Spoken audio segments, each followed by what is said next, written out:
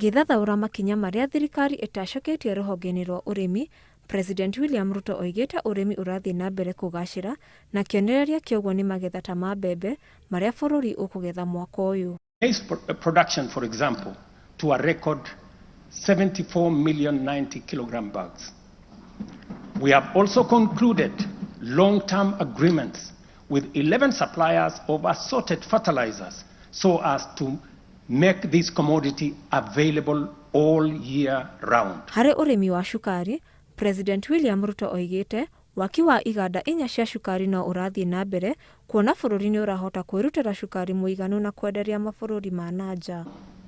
Domestic sugar production reached 84,000 metric tons, surpassing the national monthly consumption average of 40,000 metric tons. This success is attributed to many factors: subsidized fertilizer for sugarcane farmers, an additional 500,000 acres that has been brought under production. Harĩ ũrĩmi wa iria, President William Ruto oigĩte thirikari nĩ ĩrekereirie bilioni 3 nĩguo kũgacĩrithia kĩganda gĩa KCC na kuona arĩmi a iria nĩ mararĩhwo ihinda rĩrĩa rĩagĩrĩire. The value of exported dairy products has nearly doubled, rising from Kenya shillings 4.8 billion in 2022 to Kenya shillings 7.2 billion in 2023.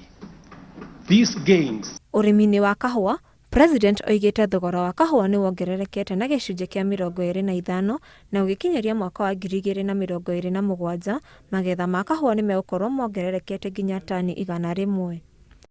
At the Nairobi Coffee Exchange have risen by 25%. And in the last financial year, the country produced and exported 48,000 metric tons, earning farmers Kenya shillings 25 billion. Ngĩribotera Inooro TV, njĩtagwo Irimũ wa Njogu.